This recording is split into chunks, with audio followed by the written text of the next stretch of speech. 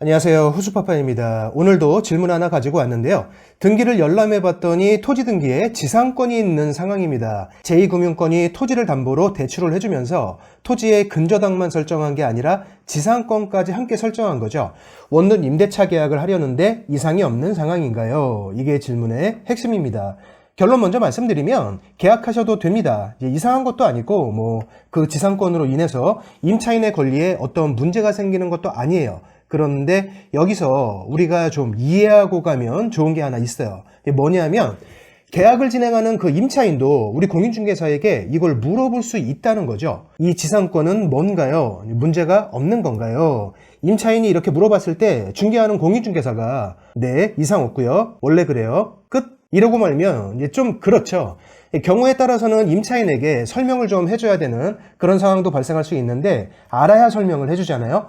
이 지상권은 뭐고 어떤 목적으로 설정이 되었는지를 알아야 임차인에게 안전하다는 그 확신을 줄 수가 있겠죠. 대출을 해준 그 제2금융권은 왜 근저당만 하지 않고 지상권까지 설정을 한 것일까? 이런 경우는 주로 단독이나 빌라를 건축하는 그 과정에서 발생하는데요. 토지 소유자가 토지만 있는 상태에서 건물을 올리기 위해 공사대금을 대출받습니다. 이때 돈을 빌려주는 은행 입장에서 볼게요. 은행 입장에서는 해당 토지가 담보 가치가 충분하기 때문에 거기에 맞는 돈을 빌려주고 그 토지의 근저당을 설정하는 것이겠죠. 그런데 이런 상황이 생길 수도 있습니다.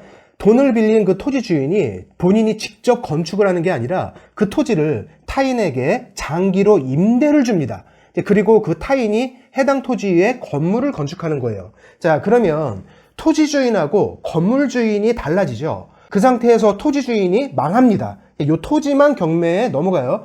그러면 이게 제값에 낙찰이 될까요? 해당 토지 위에는 그 타인의 건물이 있으니까 이 토지를 낙찰받아봤자 활용하기도 어렵고 이제 골치만 아프단 말이에요. 그러니까 해당 토지는 유찰이 거듭되다가 결국 말도 안 되게 낮은 금액으로 낙찰이 될 거예요. 그러면 돈을 빌려준 은행은 대출금을 회수하기가 상당히 곤란한 상황에 처할 수도 있겠죠. 은행 입장에서는 이런 리스크가 있는 겁니다. 자, 그런데 은행이 돈을 빌려주면서 그 담보 토지 위에 지상권을 함께 설정해 놓으면 어떨까요? 토지 소유자가 타인에게 해당 토지를 임대하기가 좀 어렵죠. 임차하려는 사람 입장에서 보면은 굳이 지상권까지 설정된 그 토지를 임차해서 그 위에 건물을 지을 이유가 없잖아요. 지상권자가 그 지상권을 주장하면 본인이 피해를 보니까 굳이 그런 토지를 임차할 이유가 없어지는 거예요. 토지 소유자는 지상권이 있는 그 해당 토지를 타인에게 임대하기가 어렵게 되는 거죠. 담보로 제공한 그 토지를 타인에게 임대해서 타인이 건축을 하고 결과적으로 건물과 토지의 소유자가 달라지는 상황.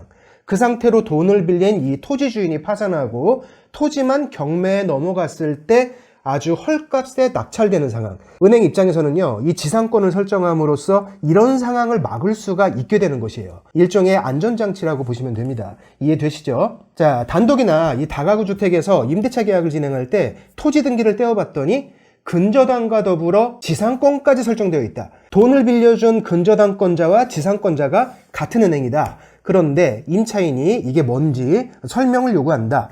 많은 공인중개사분들이 설명에 좀 어려움을 겪으실 텐데 오늘 영상을 보신 중개사분들은 이해를 하셨으니까 내용을 잘 정리하시면요, 특정한 경우에 좀 논리적인 설명을 해주실 수 있을 겁니다. 이런 경우라도 토지 소유자와 건물 소유자가 같다면 우리 공인중개사는 이상 없이 잘 중개를 해주시면 돼요. 오늘 영상은 여기서 마치겠습니다. 다음 영상에서 계속 뵐게요. 고맙습니다.